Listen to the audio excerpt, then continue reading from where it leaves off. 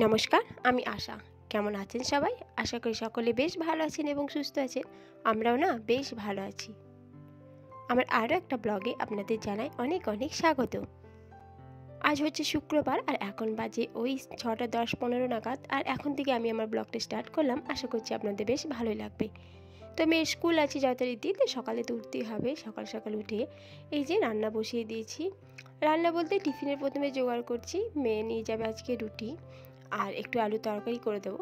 তো সেই সাথে একটু বেশি করে বানিয়ে নিচ্ছি যাতে ছেলেরও খেয়ে নেওয়া হয় আর আমার বা হাজব্যান্ডেরও একটু খেয়ে নেওয়া হয়। রুটি বা পরোটা যেদিন আমি বানিয়ে দিই একটু সাদা তেল দিয়েই করি, কিন্তু আজকে একটু ঘি দিয়ে বানালাম। কারণ হাজব্যান্ড বললো যে ঘি দিয়ে একটু দিয়ে দাও, তাহলে মেয়েটা নিয়ে যাবে, তো খাওয়ার সময় অনেকটাই ঠান্ডা হয়ে যাবে।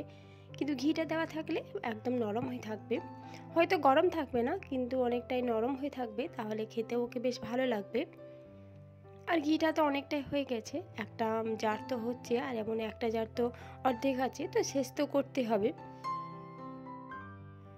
আর তাছাড়া হাজব্যান্ড তো ঘি খায় না, শাশুড়ি ঘি খায় না, ঘি খায় না বললেই চলে। আর আমার বাড়িতে আমি ছেলে মেয়েকে যদি কোনো খাবারের মধ্যে দিই বা এমনি কোনো কিছুতে দিই তাহলে হয়তো কখনো খেলেও খাবে।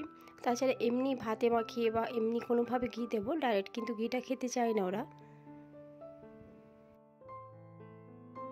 আর এতটুকু পরিমাণে ঘি যখন বানাচ্ছি তখন বাড়িতে ব্যবহার না করলে তো হবেও না, তা এইভাবে খেয়ে নিচ্ছি। আর এই যে মেয়েকে রুটিগুলো আমি একটু ছিঁড়ে ছিঁড়ে দিলাম। আসলে আমরা মায়েরা তো যতটা পারি বাচ্চাদের একটু আসান হোক, কারণ মেয়ের ছোটো তো, ও হয়তো ছিঁড়ে খেতে অসুবিধা হবে। আর এমনিভাবে পিস পিস করে ছিঁড়ে দিলে দেখেছি ও বেশ সুন্দর তরকারির সাথে খেয়ে নেয়। মেয়ের টিফিনটা রেডি করে দিয়েছিলাম আর মেয়েকেও রেডি করে বাসে তুলে দিয়ে এসেছি। আর এখন এসে প্রথমে এই বিছানাটা একটু গুটিয়ে নিই, তারপর অন্যান্য কাজ সারবো। বিছানাটা পরিষ্কার হয়ে থাকলে একদমই ভালো লাগে না, তো এটা আগে ঝেড়ে মুছে পরিষ্কার করে নিই। আর এখন তো ব্ল্যাঙ্কেটগুলো, ভারী ভারী ব্ল্যাঙ্কেট, এগুলো তুলতে খুব কষ্ট হয়। আর ব্ল্যাঙ্কেট না ব্যবহার করলে তো রাত্রেবেলায় থাকাও যাচ্ছে না, প্রচণ্ড পরিমাণে শীত পড়ে গেছে। আর এইদিকে সোফাগুলোতে একটু ঝেড়ে নিতে হয়, তাই সেগুলো করে নিচ্ছি। আসলে ঘর বাড়িতে একটু পরিষ্কার পরিচ্ছন্ন না থাকলে ভালো লাগে না, বিশেষ করে এই বিছানা সোফা এগুলো যদি একটু অগোছালো থাকে দেখতে কিন্তু একদমই ভালো লাগে না। তখন মনে হয় যেন সব কাজ ফেলে দিয়ে এগুলো আগে একটু গুটিয়ে নিই, তাহলে একটু মনটাও শান্তি হয়। তাই সর্বপ্রথম আমি কিন্তু এসে এই কাজগুলি সেরে নিচ্ছি, তারপর অন্যান্য কাজ সারবো। আর এই বড় সোফাতে বেশ কিছু কাপড় জমে গেছে। আসলে কি হয়, কাপড়গুলো আমি সন্ধ্যার দিকে গুছাই, তো কিন্তু এখন সত্যি কথা বলতে সন্ধ্যার দিকে এতটাই ঠান্ডা লাগে তখন আর নিচে নামতে ইচ্ছা করে না। তাই 2-3 দিনের কাপড় দেখো একদম জোগাড় হয়ে গেছে, পুরো একদম কাপড়ের পাহাড়। তো ভাবলাম যে আজকে মেয়েটাকে নামিয়ে দিয়েছি, এখন তো অত চাপ নেই, আর হাজব্যান্ডও চলে গেছে। তো একটু পরে সমস্ত কিছু করব, তো কাপড়গুলো একটু গুছিয়েই নেওয়া যাক। কারণ সন্ধ্যের দিকে তো আর হচ্ছে না, কারণ মেয়েকে পড়াতে বসে যাচ্ছি আর তারপরে পড়িয়ে তখন মনে হয় না যে এই কাজগুলো সারি। আর দেখবেন সোফার মধ্যে যদি এমনি কাপড় জমা হয়ে থাকে সোফা বা বিছানার উপর, কতটা বাজে লাগে দেখতে। তাই আমি ভাবলাম যে অন্যান্য কাজ সারার আগে এইটাই সেরে নিই। আর সোফাটা মেন জায়গায় থাকে, মানে একদম ড্রয়িং রুমে থাকে, তাই এটাতে সবসময় একটু ঝরঝরে রাখতে হয়। হুটহাট করে কে আসবে না আসবে তার নেই ঠিক। আর বাড়ির মধ্যে ঢুকে যদি দেখে যে এরকম সোফার মধ্যে কাপড়ের পাহাড়, একটা বাজে কিন্তু ব্যাপার হয়ে যায়। তো সোফাটা আমি ঝেড়ে নিচ্ছি ভালো করে, আর কাপড়গুলো তো সবই গুছিয়ে নিলাম, আর যে যেখানে কাপড় রাখার সেখানে রেখে দিলাম। ছেলে মেয়ে নিজের নিজের জায়গায় কাপড়গুলো রেখে দিলাম। অনেক টুকিটাকি মোজা, তারপর অনেক কিছু জামা কাপড় থাকে যেগুলো নিজের নিজের জায়গায় না রাখলে কিন্তু খুঁজে পাওয়া খুব মুশকিল হয়ে যায়। সমস্ত কিছু গুটিয়ে অবশেষে একটু চা খেতে হবে, তো চা বানাতেই চলে এসেছি। সবার খাওয়া হয়ে গেছে, তো আমি যেহেতু একটু ব্যস্ত ছিলাম আর একটু ধীরে সুস্থে চাটা খেতেই ভালো লাগে, কারণ ওই কাজ ফেলে রেখে চা খেতে কিন্তু একদমই ভালো লাগে না। আর এই যে সসপ্যানটা দেখছো, এটা নতুন সসপ্যান বের করলাম, কারণ আমার যে পুরনো সসপ্যান ওটাতে আমি চা বসিয়েছিলাম, কিন্তু যখন আমি দেখছি চাটা ফুটছে পুরো চায়ের সসপ্যান সমেত নিচে পড়ে গেল।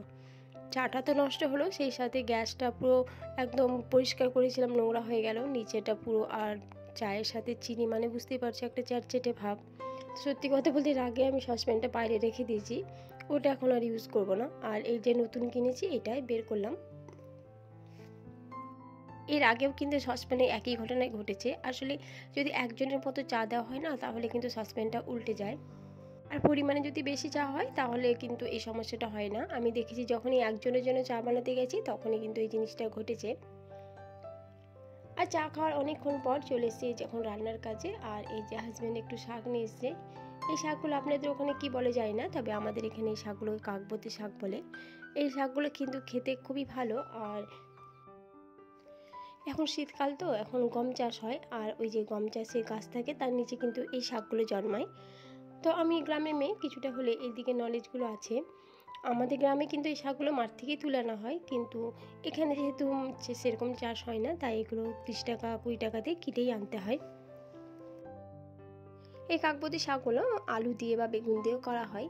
তো সচরাচর আমরা তো বনগা বা পালং শাক বেগুন দিয়ে করেই থাকি, তাই ভাবলাম যে একটু আলু দিয়ে বানাই। আর হাজব্যান্ড ওটাই বললো যে আলু দিয়ে একটু বানিয়ে নাও।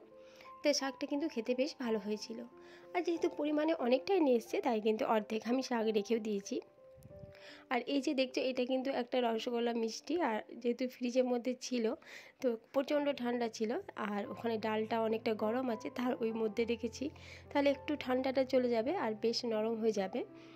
এমনিভাবে কিন্তু আমি শীতকালে মিষ্টিগুলো খেয়ে থাকি, কিন্তু খেতে বেশ ভালো লাগে। একদম যেন মনে হয় দোকান থেকে টাটকা কিনে আনা হয়েছে। তো যাই হোক, আমি এখন রান্নাটা বসিয়ে দিয়েছি। এইদিকে দেখো একটু একটু কুমড়ো আলু ভাজা করব, তার জন্য একটু মশলা করে নিলাম। ওই পেঁয়াজ একটু ভেজে, তারপর আদা রসুন পেস্ট দিয়ে, তারপর যে মশলাগুলো লাগে সেগুলো দিয়ে একটু ভালো করে একটা গ্রেভি তৈরি করে নিলাম। তারপরে যে আমি কুমড়ো এবং আলু কেটে রেখেছি সেগুলোই দিয়ে দিলাম। এই ভাজাটা কিন্তু খেতে বেশ ভালো লাগে, আর রুটি বা ভাতের সাথেও কিন্তু অসাধারণ লাগে খেতে। আর এদিকে গতকালকে যে একটু মাংস ছিল সেটা এখানে কষিয়ে নেব, তাই দুটো ওভেনে একসাথে বসিয়ে জ্বালিয়ে দিয়েছি, কারণ আমাকে তো অনেকগুলোই রান্না করতে হচ্ছে। আর আপনারা দেখছেন তো সেই সকাল থেকে একদম রান্নাঘরে আছি। আসলে আমাদের গৃহবধূদের দিনের অর্ধেকটা সময় তো এই রান্নাঘরের চার দেওয়ালের মধ্যেই কেটে যায়। সকাল থেকে রান্না, সেই এখন তো শীতকাল, সেই রান্না বসিয়ে 11:30 12:30, কোনোদিন 12:30 হয়ে যায়। তারপর আবার বিকাল থেকে রান্না শুরু করা, মানে আমাদের প্রায় অর্ধেকটা সময় এই রান্নাঘরে রান্না করতে করতেই সময় চলে যায়। আসলে সংসারে একটা বড় সবচেয়ে কাজ হলো সেটা হচ্ছে রান্না করা। আর রান্না না করলে তো সারাদিনটা চলবেও না। তো এই দিয়ে কুমড়ো আলুটা দেখো আমি ভালো করে ভেজে নিয়ে তারপর সামান্য পরিমাণ জল দিয়েছিলাম। আর তারপর দেখো এতটা সুন্দর হয়ে গেছে। আর একটু একটু গুঁড়ো গরম মশলা দিয়ে দিয়েছিলাম, তাতে গেলেও কিন্তু ফ্লেভারটা বেশ ভালো আসে। তো হয়ে গেছে দেখো আমার কুমড়ো আলু ভাজাটা। আর এদিকে মাংসটাও কষানো হয়ে গেছে, তো আমি একটু জল দিয়ে ভালো করে এখন মাংসটা ঢাকা চাপা দিয়ে সেদ্ধ করে নেব। আসলে ছেলে মেয়ে তো মাংস ছাড়া ভাত খেতে চায় না, তাই ওদের জন্য বেশি করে এটা করা। আমার ভিডিও আপনাদের কেমন লাগে অবশ্যই কমেন্টের মাধ্যমে জানাবেন। যদি ভালো লেগে থাকে প্লিজ একটা লাইক দিয়ে আমার পাশে থাকবেন। আর চ্যানেলে যদি কেউ নতুন হয়ে থাকেন প্লিজ চ্যানেলটি সাবস্ক্রাইব করো, অনুরোধ রইল। আর পুরনো যে বন্ধু আছো তাদেরকে তো অসংখ্য ধন্যবাদ। তো রান্নাবান্না শেষ করে এখন এই রান্নাঘরটা তো পরিষ্কার করতে হবে। আর এই যে একটু দেওয়ালগুলো ভালো করে পরিষ্কার করে নিলাম। একটু তেলে ছিটা লেগে গেছিলো, কারণ এই দিকটায় আজকে এই ওভেনটাতে মাংসটা রান্না করেছিলাম, তো তো তাই সঙ্গে সঙ্গে না তুললে কিন্তু এই দাগটা তুলতে একটু সমস্যাই হয়। আর আমরা মেয়েরা তো একদমই রান্নাঘর অপরিষ্কার রাখতে পছন্দ করি না, কারণ আমাদের বেশিরভাগটা এখানেই থাকতে হয়। তাই যতটা সম্ভব রান্নাঘরটা কিন্তু একটু পরিষ্কার এবং ঝরঝরে রাখারই চেষ্টা করি। তা স্নানটাও সেরে নিয়েছি, আর এখন একটু ক্রিম মেখে নিচ্ছি। আজকে অবশ্যই মেয়ের একটু তাড়াতাড়ি ছুটি হবে, কারণ ওর আজকে অ্যানুয়াল স্পোর্টস ছিল। তো ওই 2:10 নাগাদ চলে আসবে। তাই ভাবলাম যে মেয়েকে নিয়ে আসবো, তারপরে একদমই খাওয়া দাওয়া করে নেব। তাই স্নানটা সেরে রেডি হয়ে যাচ্ছি, আর তারপর মেয়েকে এনে একসাথে খাওয়া দাওয়া শুরু করব। তাহলে চলুন আজকের মতো এখানেই। আশা করছি আপনাদের বেশ ভালো লেগেছে। আবারও দেখা হবে নতুন একটা ব্লগে। ধন্যবাদ।